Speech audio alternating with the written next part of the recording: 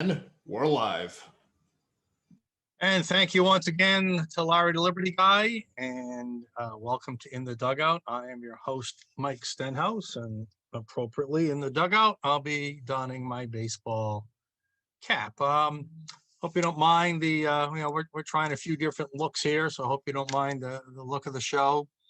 All our fans, truly, said, we didn't like that little box of you, Sten. Get a bigger box. So Larry the Liberty Guy did his thing, and I'm in a little bit bigger box right now. Keep some branding. But we're trying to upgrade the show, make it look a little more professional for you. And thanks for bearing with us. And we're on today at a new time, 5 p.m. Also experimenting with that. We want to see if maybe a little more people getting off work at 5 o'clock might want to tune in, because we have noticed that it's been at the tail end of our shows and previously in the 4 to 5 hour when more people signed on. So we're going to give it a go. We're just experimenting, and we're not sure we'll keep this 5 o'clock slot, but we're going to give it a try for this week anyway. Okay, today is Mask Freedom Day in Rhode Island.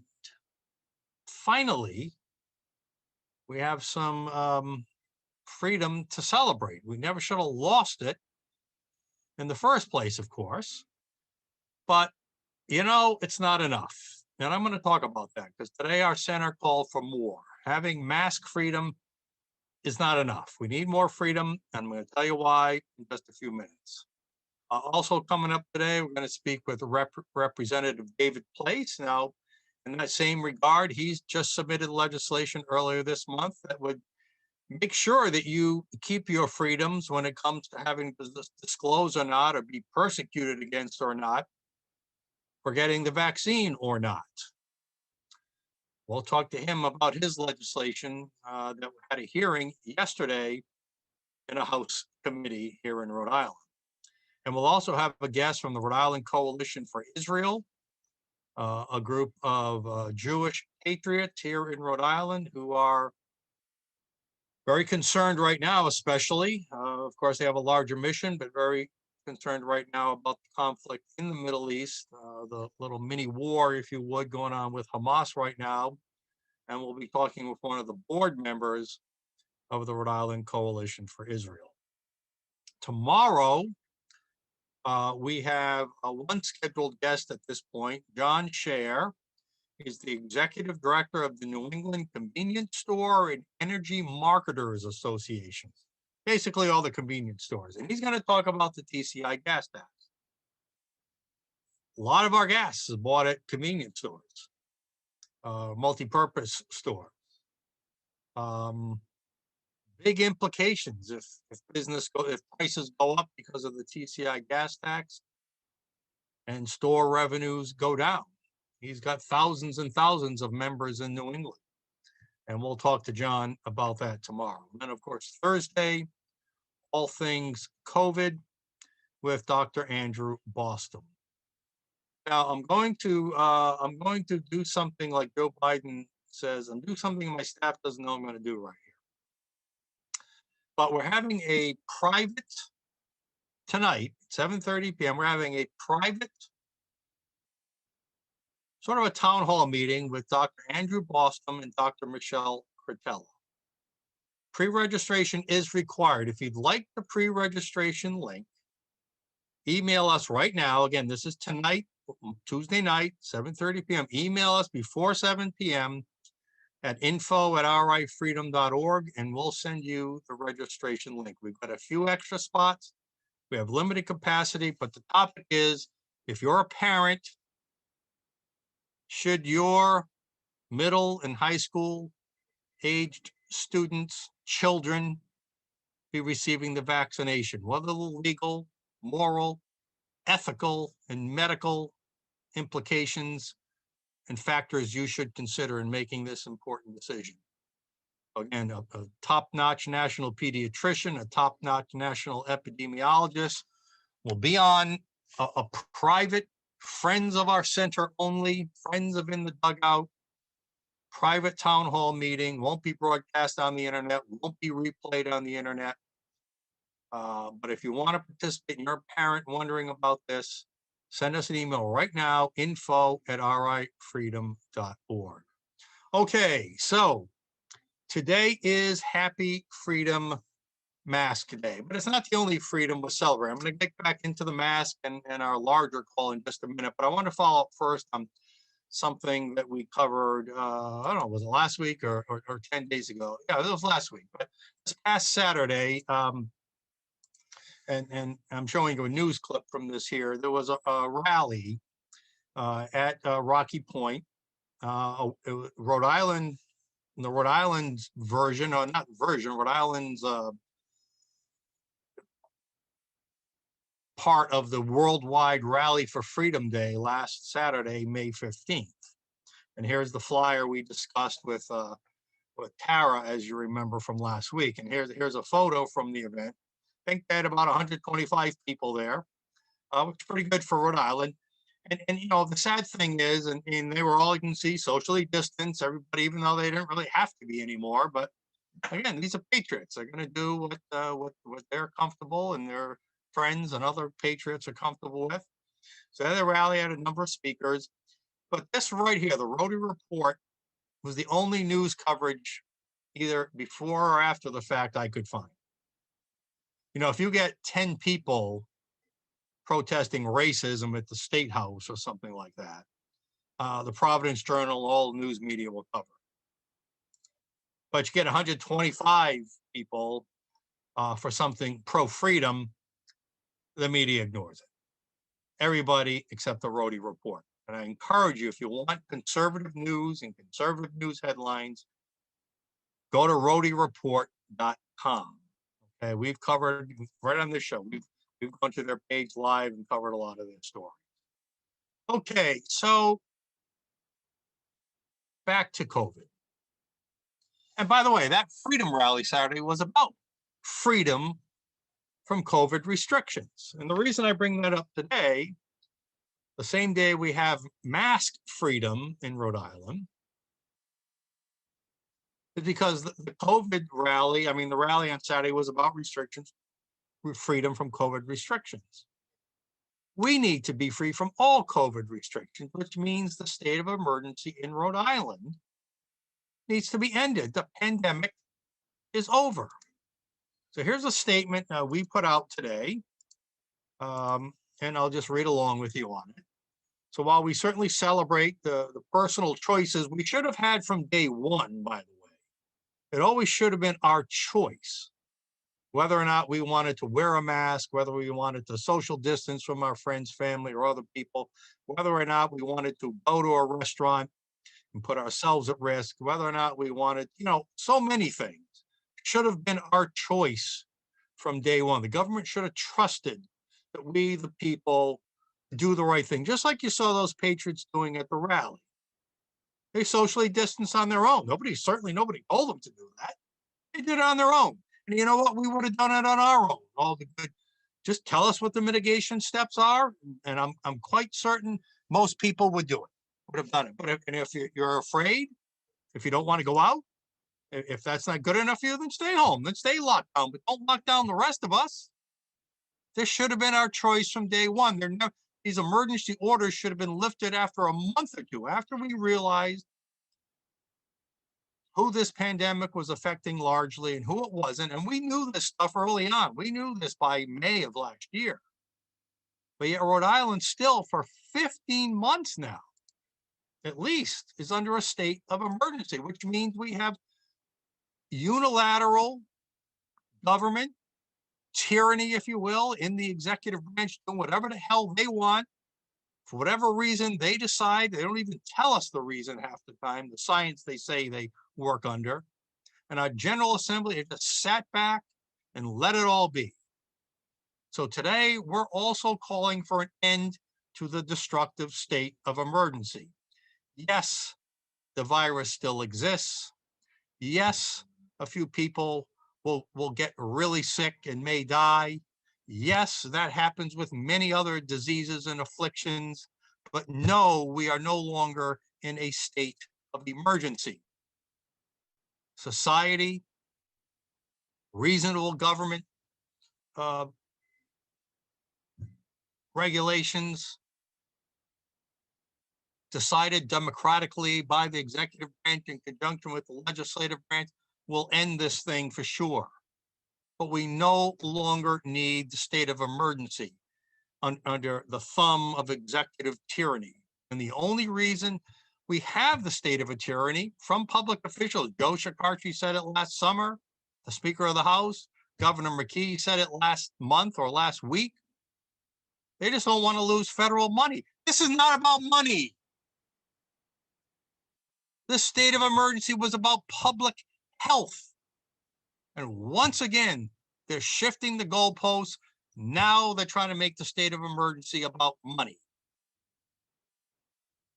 The state of emergency, as I write here in our statement, has destroyed our freedoms, cost lives its own way, and created unimaginable economic disaster. And as I say up here, the wreckage that has been wrought. Unnecessarily, we now know, and pretty much could have guessed that back then.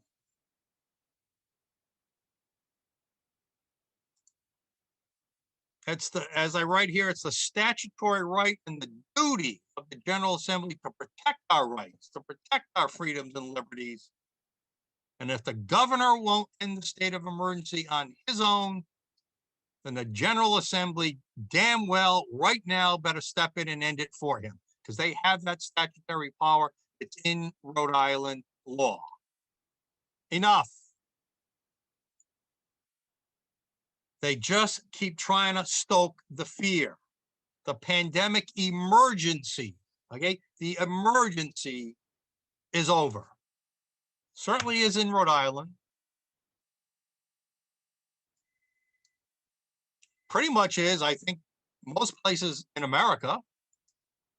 It may not be over in certain parts of the world. I mean, we know that there are big problems in India right now, but here, there is no emergency. End this unilateral rule dictatorship that's going on right now. There was a crisis, it's over. There's still a pandemic, it's not a crisis. It's just a virus now. Okay, it's just a virus like so many other we deal with and have dealt with over the millennia. But it's not going to be easy because, you know, public health officials don't want to let go of this power high that they're on. They don't want to let go. This was their moment. This was their moment to prove that they know best, and they failed miserably. Lied to us. They told us one thing one day, another thing the next day. They say they're acting on science when they never told us the science, when our own scientists, Dr. Boston and others, studies we've cited show that mass lockdowns and the like don't work. They continued with them and they lied about it, and they're lying now about the vaccines. Why? I really don't know. I really don't know. But government has failed us yet again. And the left, because it's been the left-wing crazies who just want to keep everybody under government control. It has failed us once again, and it's time to end it. And it's time for you to stand up and speak out. We have had parents on this show speaking out about the forced testing and soon to be vaccine passports that, you know, may require them to play sports, go to prom, go to graduation studies, maybe even to go back to school next fall.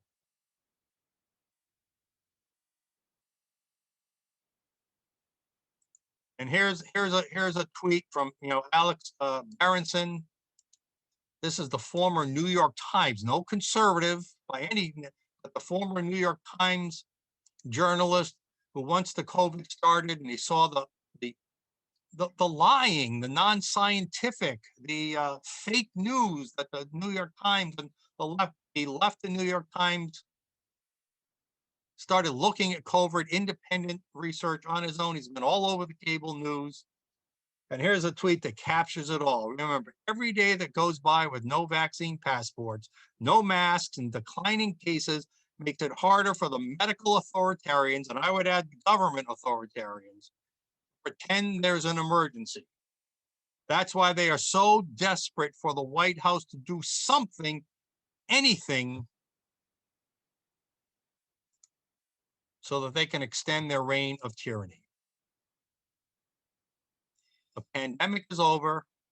End the state of emergency.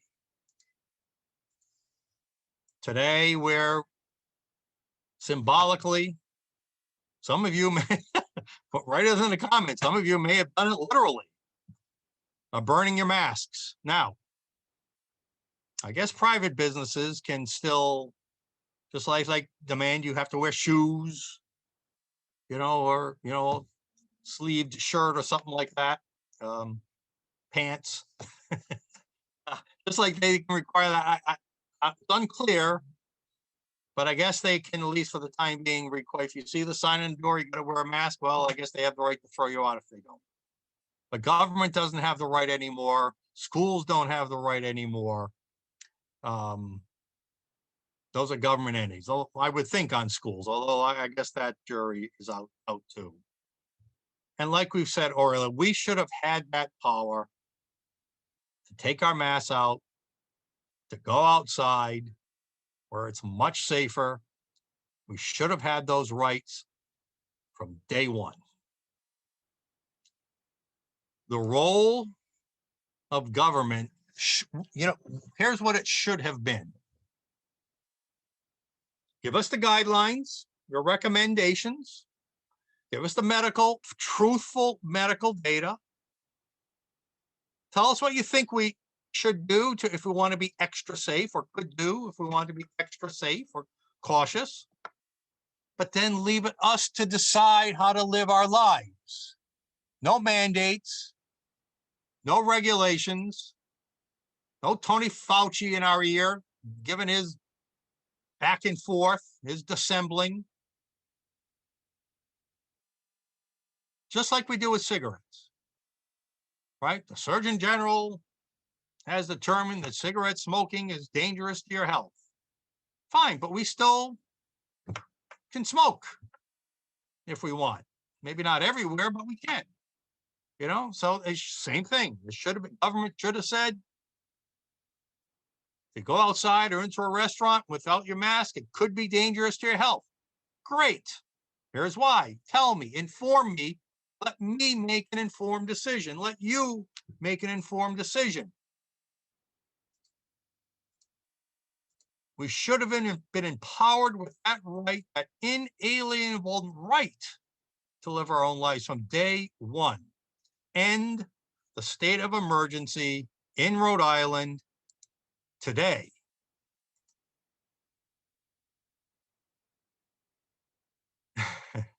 So I don't know. I'm gonna start doing some more from these guys, because these guys are just hilarious. The Babylon Bee.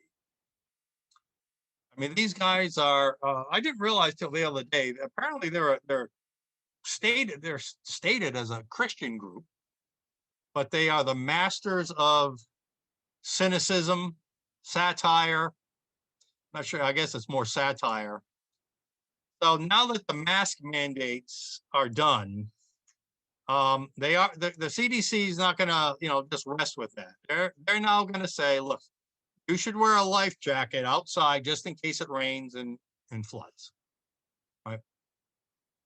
It makes as much scientific sense. Now, this is obviously satire. It's not real, folks. Okay, I'm not being serious. It's a big smile.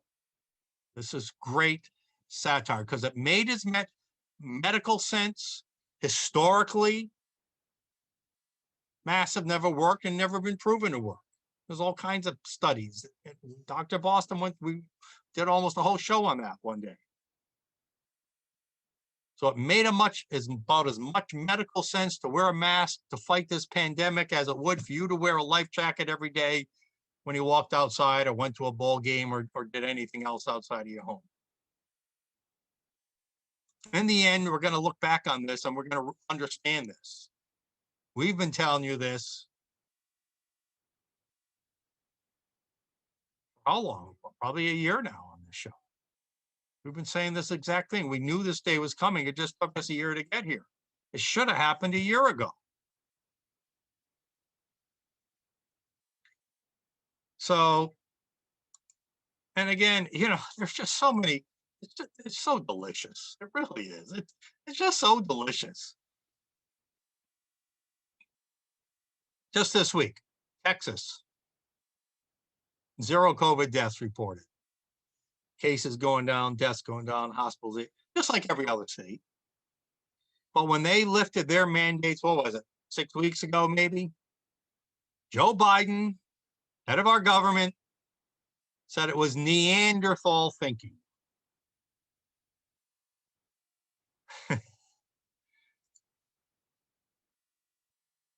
And Joe Biden kept going, even, I think this was even, just last week. So much sacrifice. We've done so much. The rule was simple. Get vaccinated or wear a mask until you do. And with all that we know now, success in Florida, in Utah, in Montana, in South Dakota, and Texas, and the lack of success and the unnecessary pain in blue states like Rhode Island and other places, it makes you wonder who really is the Neanderthal. Who are who really are the Neanderthals now?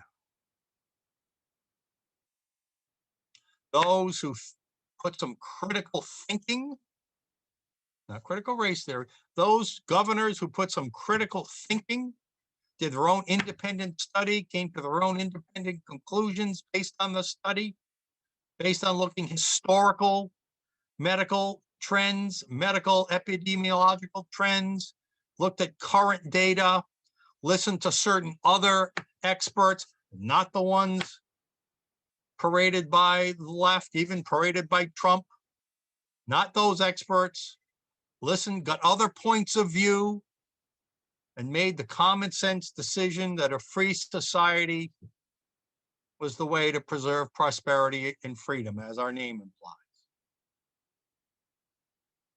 While other governors decided to put their blinders on and say, yes, woke master, I'll do whatever you tell me to do.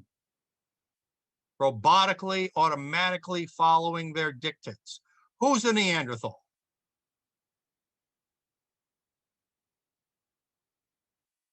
Neanderthals were not known for critical thinking.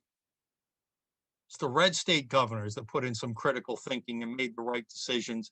It's the blue state governors who did no critical thinking, who just followed the Pied Piper and, yes, right off the cliff. Now, I am also, so this vaccine stuff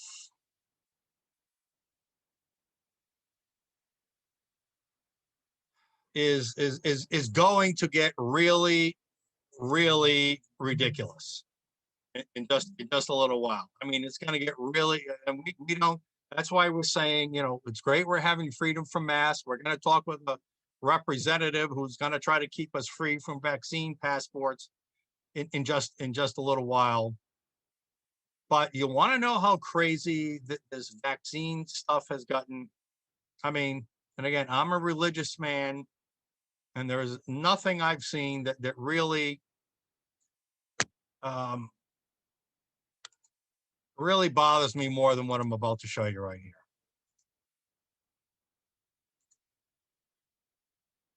The big, up on the hill, the big Christ the Redeemer statue in Rio de Janeiro, Brazil. They have, what's the word? What's the word when you're sacrilegious? What's the word? Heretic? What's the word I'm thinking of? Anyway, they have defiled that great statue by broadcasting on there this vaccine message that indiscriminately vaccinating everybody is the way to go. Now, we've talked on this show often why it is not necessarily the way to go. Blasphemy, Sen. You're looking for blasphemy. Blasphemy. Thank you, Larry, the Liberty Guy. It is not the way to go. Not everybody's in the same boat. If you've had the vaccine, and you were infected and you recovered from it, your immunity from that is stronger than the vaccine in many cases. You don't need the vaccine.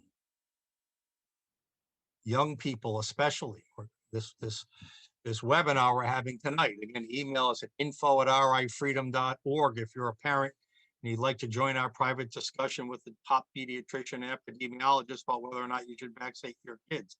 info@rifreedom.org. But the data shows that up to the age of 18, there's virtually no severe risk.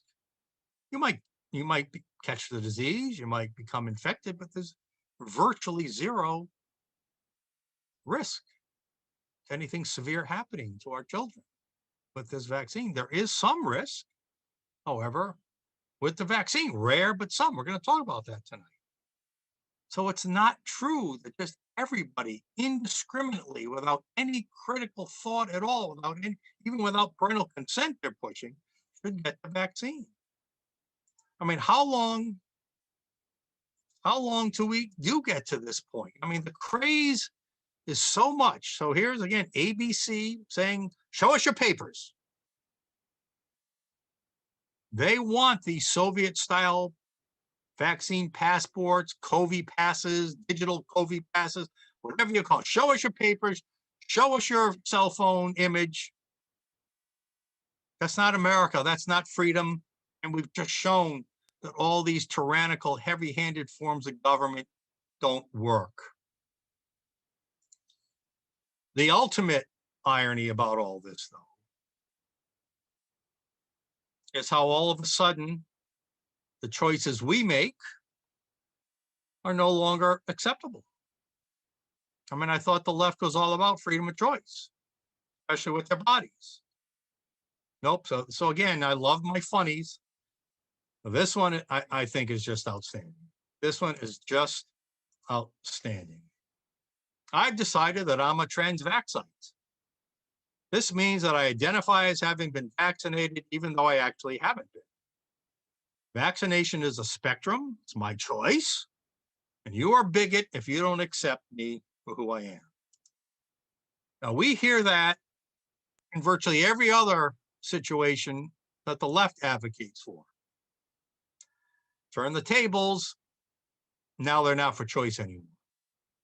Well, now they're not for now that they're not for being against persecuting people who make their own choices.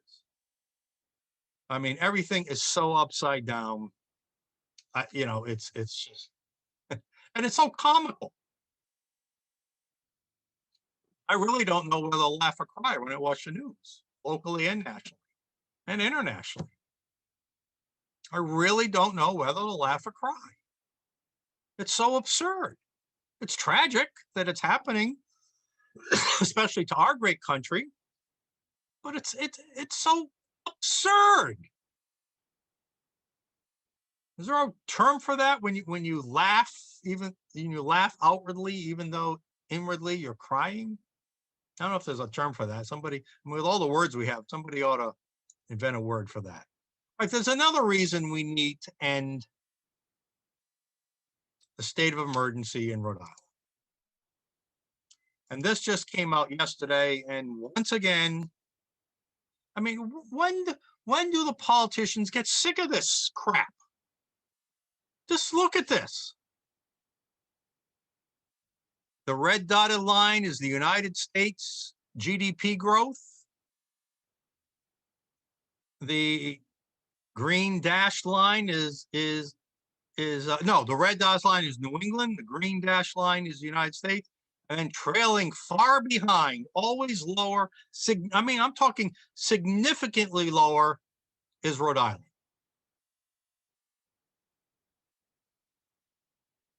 Do you realize how, if we could increase our economic activity, that increases actually in a acceptable way. It increases tax revenues without increasing tax rates, because that means there's more commerce, more taxable commerce taking place. When there's more taxable commerce taking place, people get paid more. When people get paid more, there's more job opportunities, more people will come to our state, which then means there's more people to engage in even more commerce. But yet our state continually puts in taxes and regulations that reduce commerce, the level of commercial activity. We've been doing it for decades, and nobody gets it up there. Nobody gets it. This governor doesn't seem to get it. Certainly nobody in leadership in the House of Representatives or the state Senate gets it. But how long till somebody gets it? And somebody looks at the numbers and say, being in last place, being in the bottom 10 in category after category after category is just no longer acceptable. We have to do something different. And then maybe if I put a little critical thinking into this, instead of worrying about critical race, advancing critical race theory, maybe if we put a little critical thinking into what we're doing from a policy point of view in this state, they might figure out what the hell the problem. And it's not hard. It's right there. We've served it to them on a silver platter. And yet they purposely keep their blinders on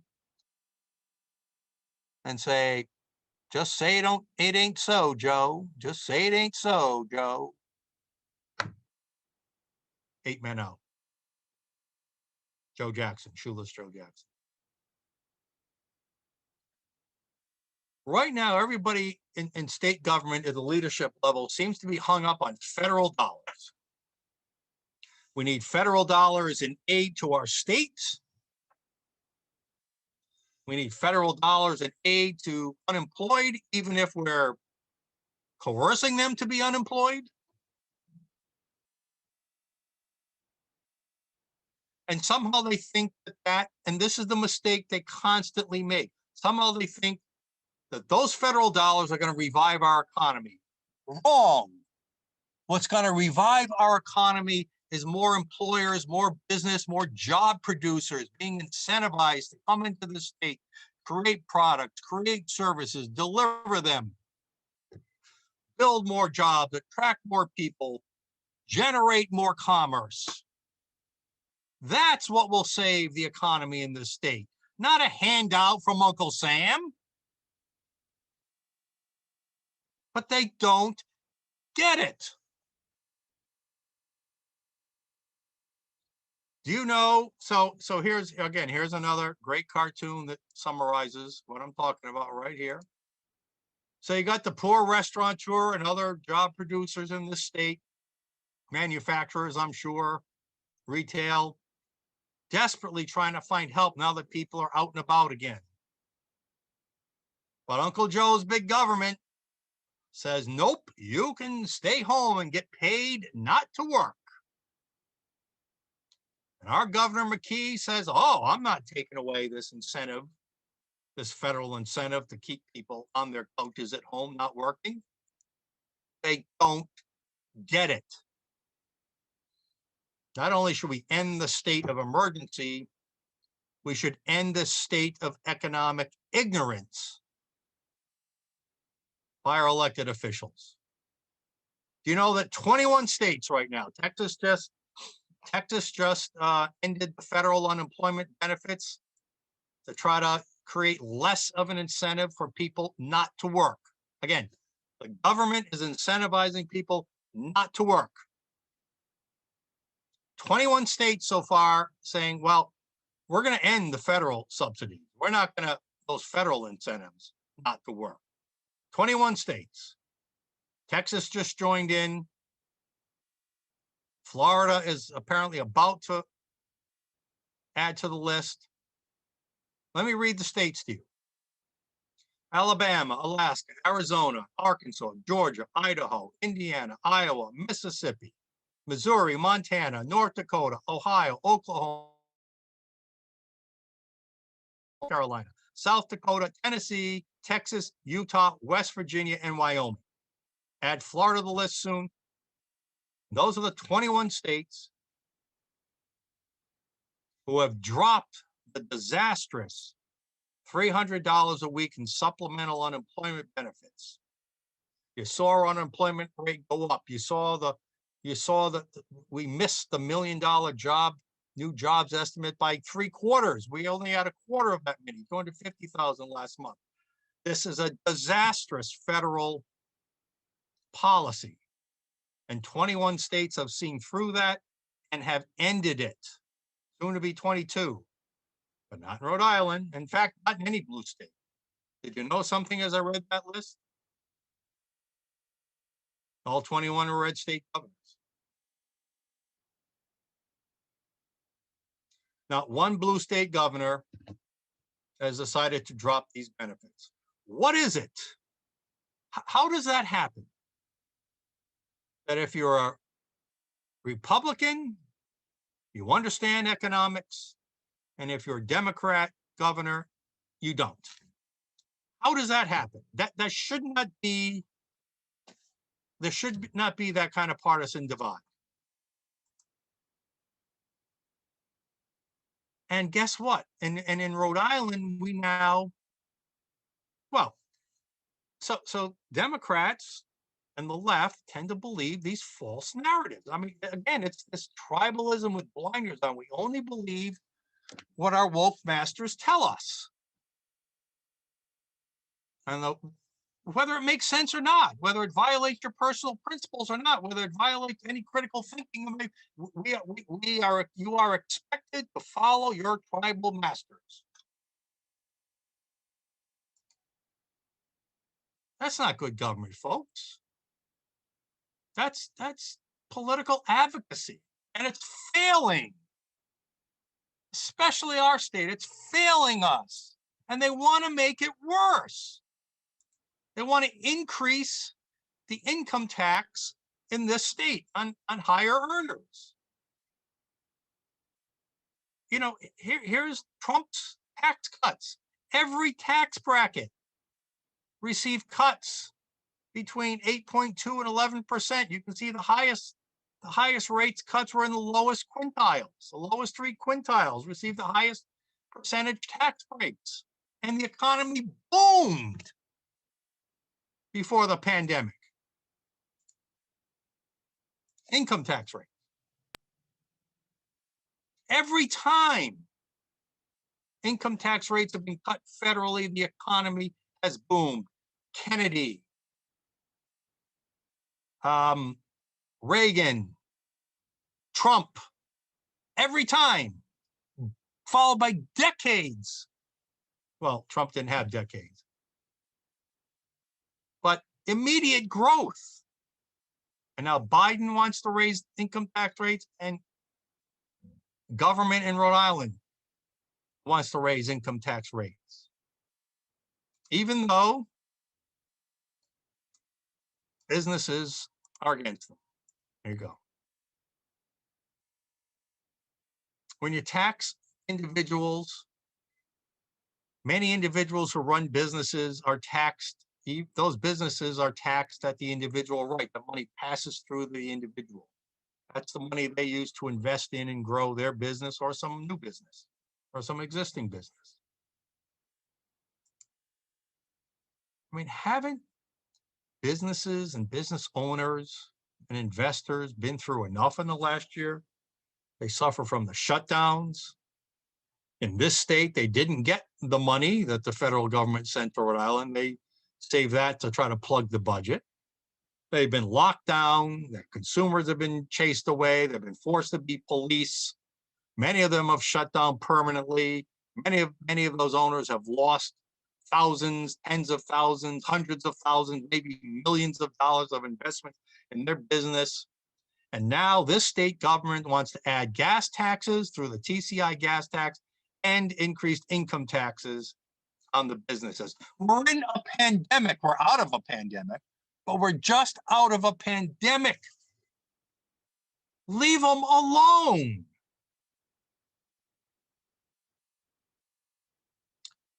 We need freedom from the state of emergency. We're thankful we have freedom from masks today. Now we need freedom from increased taxation.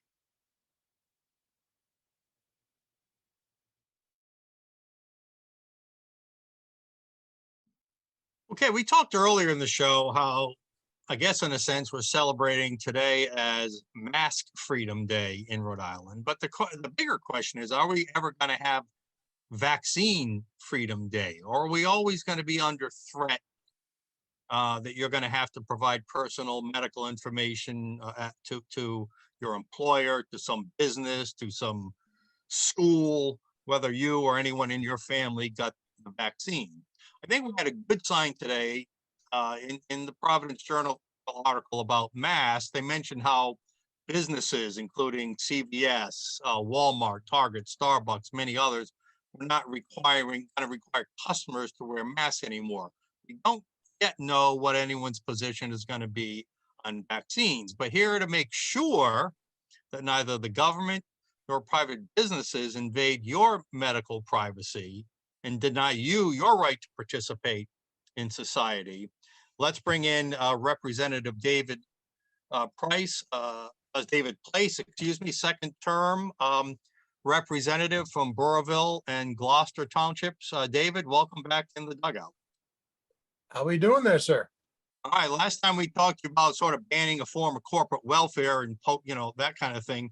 Today, now, very recently, within the last couple of weeks, you put in a bill to basically, in my words, ban vaccine passports. Describe what your bill does. Well, that's just it. It's not necessarily vaccine passports, but it prevents any businesses, as written, it prevents any businesses, colleges, and government institutions from requiring that you prevent some sort of proof that that you've gotten the vaccine. And if you talk to anybody, if you look around, it's generally, if you do that, you're talking about asking somebody to disclose very private health information. If a person has made a decision based on a health condition not to get the vaccine, well, now you're asking them to disclose that to you.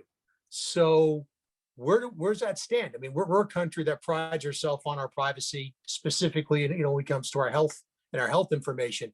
We consider that very private information. So this legislation just kind of incorporates what we always believe is true, that we have a right to maintain our privacy when it comes to our personal health information.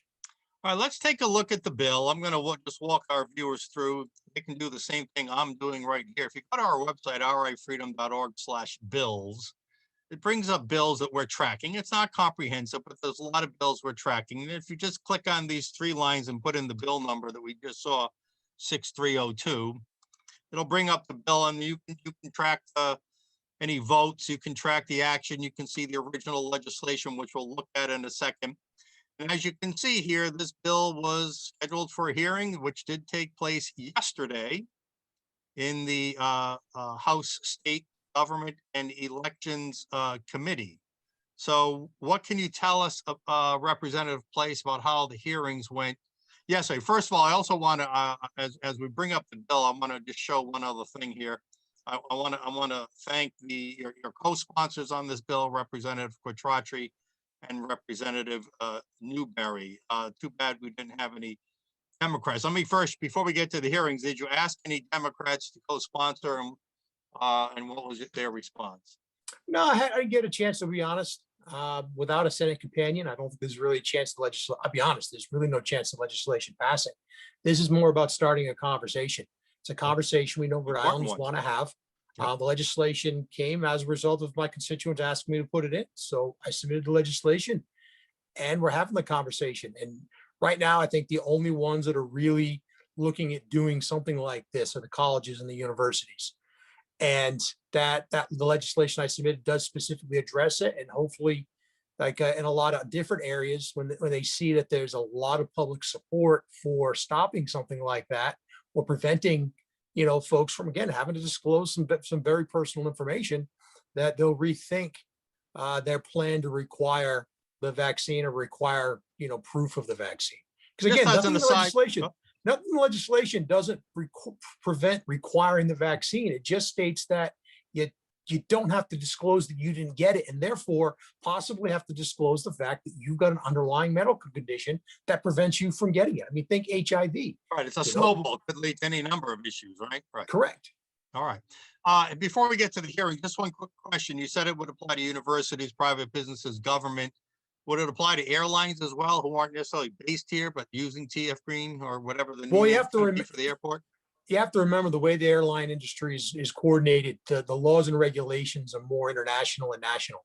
So the state really doesn't have a say. Once you walk past that security checkpoint, you're in essence in that international territory. Okay, So no, there is no, okay. there is no way to have an impact on those businesses. All right, good explanation. All right. So, in your view, understanding, like you said, it's too bad we have to capitulate that this bill isn't going to have a chance to pass because of because A, they don't like Republican bills, and B, it goes against the woke correctness right now. But what did you, in the spirit of debate, what did you hear at the hearings yesterday? Pros and cons, who was generally for, who was against, and what was the reaction of the committee members? I wouldn't say there was necessarily any pro or cons. There were some leading questions in terms of how would it impact, say, traditional things like schools.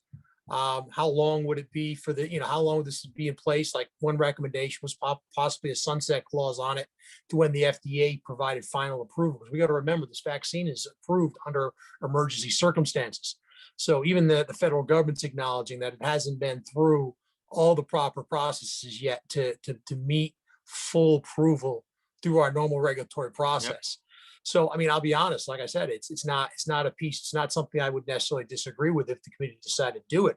I can't say that anybody expressed specific opposition or specific support of it, at least as far as the committee members are concerned. They did their jobs. They asked questions that would clarify questions they have on it.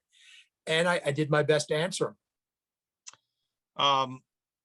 I submitted, I know a lot of people. We know Dr. Andrew Boston, who was on this show, I think did some verbal testimony. I submitted testimony. Here is the testimony I wrote into the committee.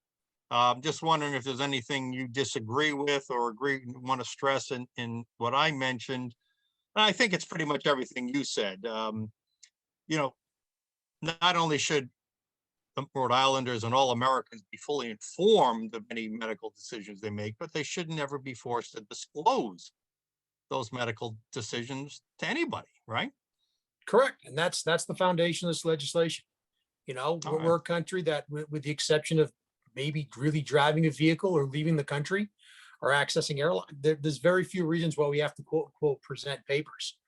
And you talk about a slippery slope. It's just one of those slippery slopes we don't ever want to have to get into. All right, let me finish. So thank you for putting this bill in. Thank you for starting the debate. We're talking about it on this show. I don't know. Do you have any other appearances scheduled? Is there any media interest on this, or are they just all part of the swamp up there? I've done an interview with Channel 6 and Channel 12. Sorry, Good Channel to hear. 10. I did. There was a piece in the Globe. The Globe picked it up. Did a pretty good article on the legislation, and I'm going on Matt Allen this afternoon about 1:05 to discuss it as well. Good. Okay, so today I also issued, or our center put out another statement, which I want to just ask you about. It's not directly related to your bill, but we have Mask Freedom Day.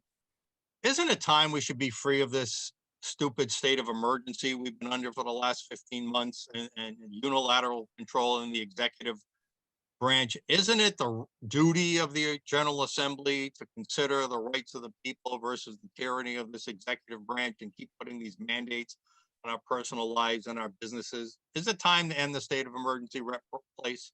We've been saying that for more than a year at this point, at least since the General Assembly was able to start meeting again. The legislation that the law that the governor's working off of are 30-day increments. And the fact that we need to go beyond 30 days at any point in time, my personal opinion was that we went too far. And I think just about every Republican out there has said similar things publicly that, that we have a General Assembly. The General Assembly's duty is to pass laws and to ensure that regulations are promulgated in order to support those laws. The governor's not the lawmaker. The legislature is. And since we've been back in session, I think we go back. We went back last December, late December, at least from that point, since we've been able to meet, the state of emergency should have ended at that point, as far as I'm concerned. The General Assembly would then be able to pick up any need for any additional laws or anything like that may be needed to address what the emergency or what even again, Yeah. what the situation that we're in. Any rumblings that the governor gets it and is going to end the state of emergency soon? He's claiming, well, we got to keep the federal money rolling in. Since when is this about money? Wasn't it about public health? Well, it's always been about the money. I mean, from day one, any declaration of a state emergency is about the money in order to qualify for it, which is why we declare states of emergency for long periods of time, even for something like in New England for a snowstorm. All right. Rep. David Place, the bill number is House Bill 6302. Thank you to you and your co-sponsors for at least starting a debate. Maybe we'll be surprised and we'll see some action. Thanks for joining us. Rep. Anybody wants to Place. check me out? Anybody wants to check me out? davidjplace.com. And I'm on Facebook and Twitter. Just look me up. You'll find me really quick. All right. Rep. Place, thank you very much. Good day. All right, back to the day job. Appreciate it, gentlemen. Let's turn now to the conflict in the Middle East, specifically the mini war that has broken out once again between Hamas in the Gaza Strip and the country of Israel. And I think this purposely cynical graphic tells the story of what we're going to talk about with our guest in just a minute. Media condemns Israel for unprovoked attack on innocent Hamas rockets. It seems like Israel is the only country in the world that is not able, or at least in the world's eyes, to defend itself from murderous or deadly attacks. A terrific article in the Wall Street Journal on this, and according to them, and I'm going to read from the first two paragraphs before we bring on our guest. As the latest war between Hamas and Israel enters its second week, the narrative is following a familiar script. Hamas fires rockets at Israeli cities. Israel retaliates by bombing the source of the rockets in Gaza. Hamas plays up to civilian casualties, and the world leans on Israel to stop defending itself. Now, let's hope, according to the Wall Street Journal, this isn't the trap the Biden administration falls into as the fighting continues. So far, the White House has supported Israel's right to self-defense, but the pressure is building.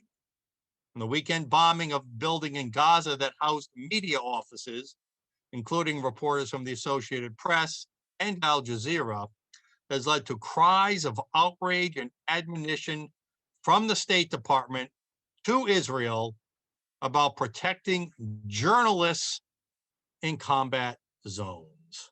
So here to discuss this is a local member of the Rhode Island Jewish community. Ron Katz is a board member for the Rhode Island Coalition for Israel. On Monday, his organization issued an action alert, what you can do for an Israel in danger, but we'll get to that in a minute. Ron, welcome to In the Dugout. Thank you, Mike.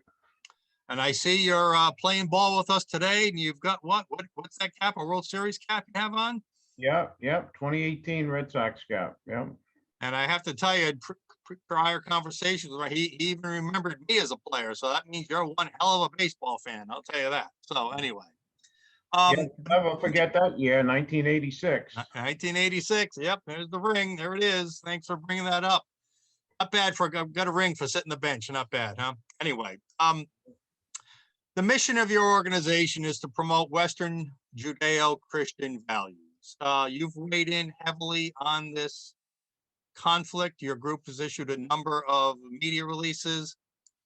Just give us a little background on your group's overall thoughts on this conflict. Well, the group's thoughts is, with mine alike, is we are supporting Israel 100% with this. They have every right to defend themselves. They were attacked unprovoked, and they need to do whatever they need to do to stop this. The Hamas has fired now 3,000 rockets at Israel, which is ridiculous. People in Israel are living in bomb shelters, having to run the bomb shelters every who knows how often. Sirens are always going off. Kids can't go to school.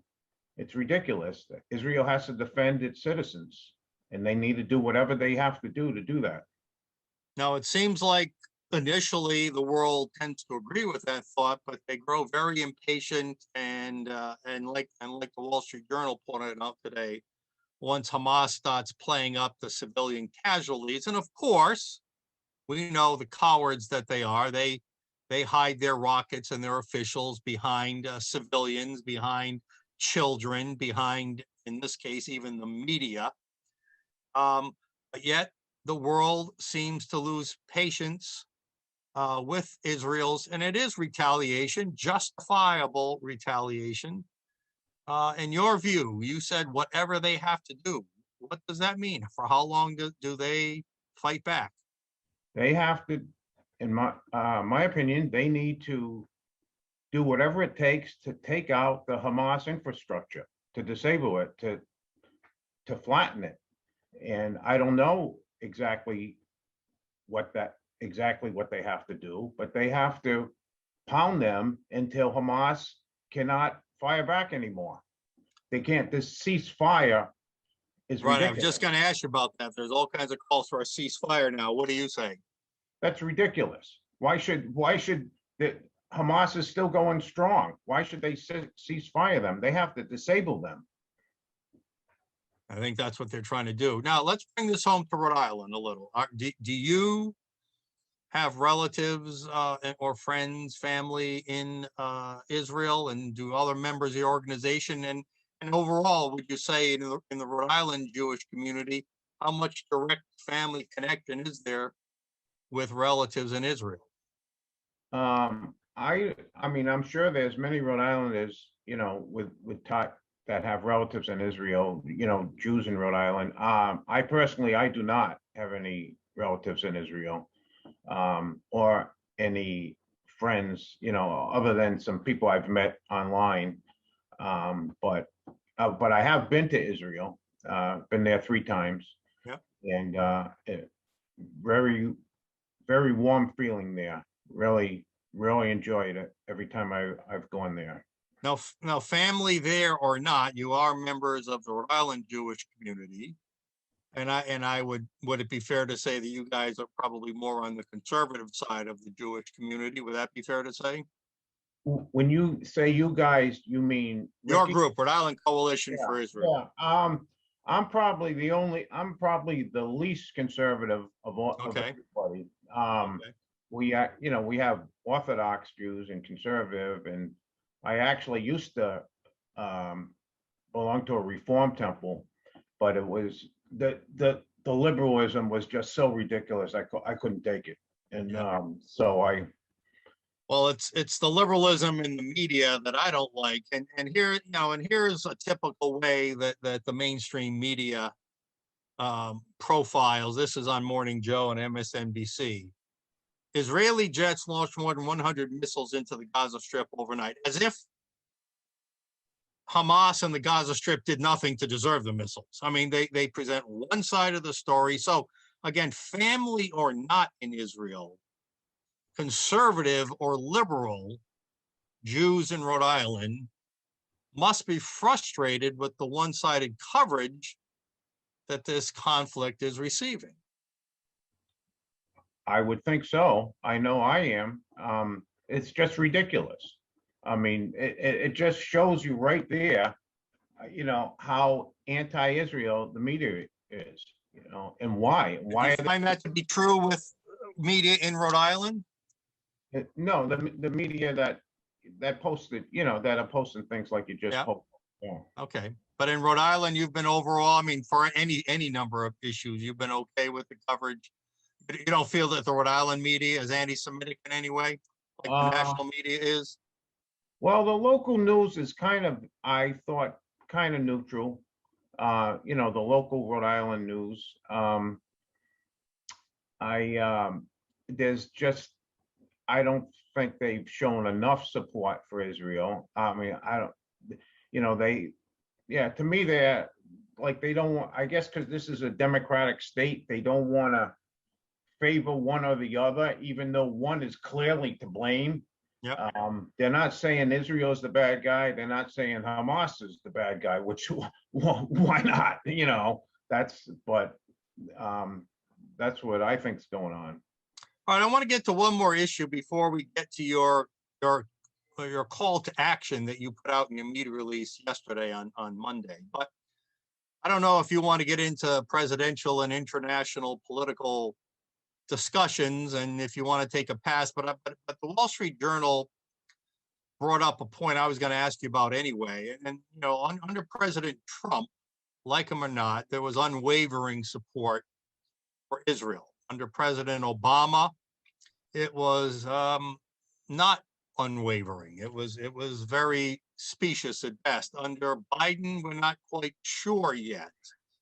But either way, we know that Iran does not like those Abraham Accords, those semi, little peace deals that Trump signed with a number of Arab nations and with Israel last year. And it's interesting that a number of Arab states have not spoken out to condemn Israel, sort of keeping with the Abraham Accords.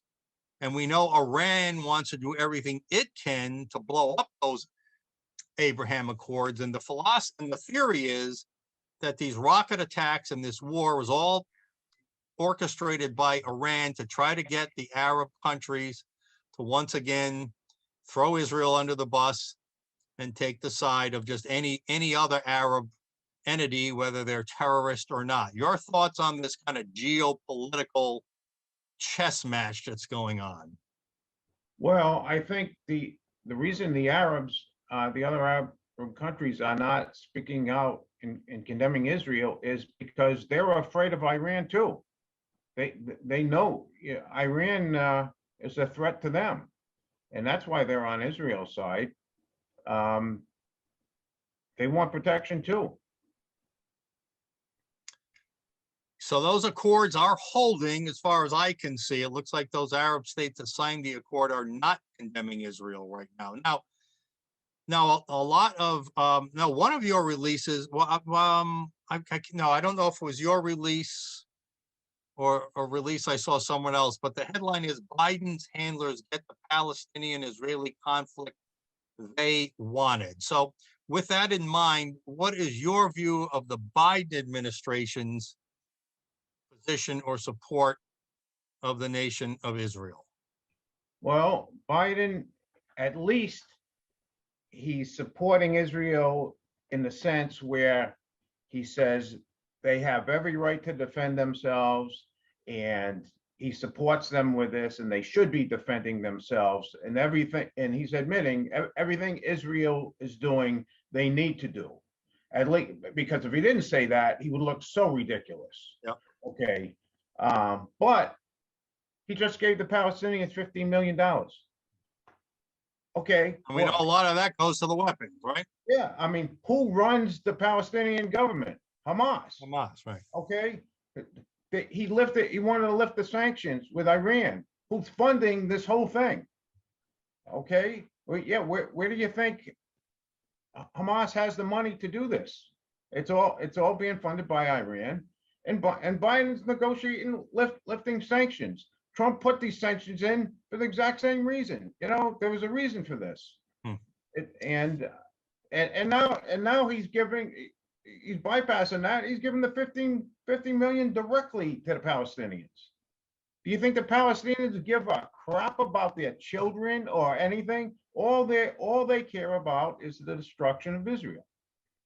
They're just a hate group. That is all they, and Iran as well. All right, let's go to something a little more practical. What Rhode Islanders can do. You put out a release, an action alert Monday, saying what Rhode Islanders can do. And I'm going to share my screen, and you link to a website, ZOA.org,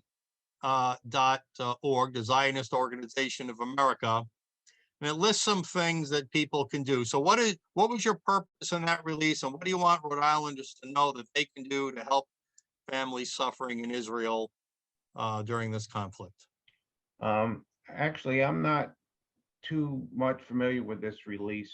At least I actually wasn't too involved with it. But I mean, we should go to our congressmen, and we should send letters and just get as much support as we possibly can. Yeah, that's the first thing they talk about is advocacy, writing letters. And, so if you go to ZOA.org, you can easily pull up this page. It says contact friends and family in Israel, buy goods, give them some moral support, buy goods from Israel and businesses and Israeli websites, help keep them alive economically. Make some donations to ZOA.org, who in turn send some relief funds, fly an Israeli flag as a gesture of support. So there are things people can do, even though we're far away in Rhode Island, and I give your group credit for raising awareness that even though that conflict is far away, there are people right here in Rhode Island that maybe not you, but others who have relatives, but all of you who deeply care about what happens in Israel. Any final thoughts, Ron, on your group and as it relates to this conflict? No, just my final thoughts are just what I believe all along. We should give Israel all the moral support. We should make it known what is happening. There's too much media going on, acting like Israel is to blame, and we need to show them that they're not, and speak out and tell the truth, what's actually happening. And too many people only hear one side of the media, and they have are not a true outlook on what is actually happening. We need to speak out.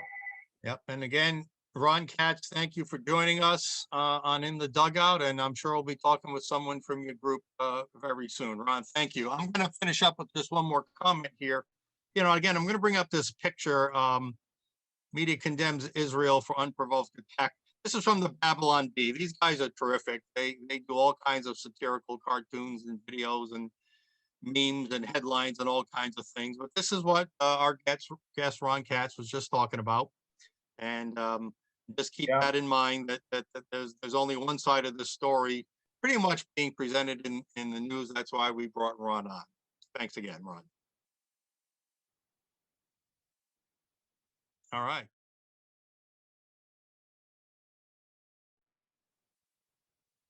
So, folks.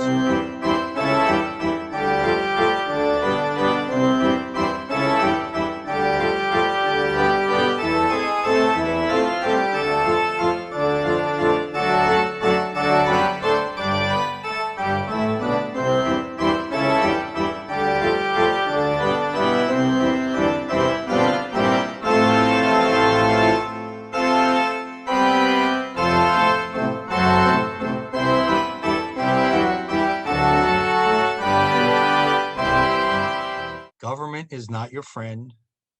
Government fails you time and time again. And I'm thankful that we're here to tell you about it. We'll see you tomorrow for In the Dugout. Mike Stenhouse out.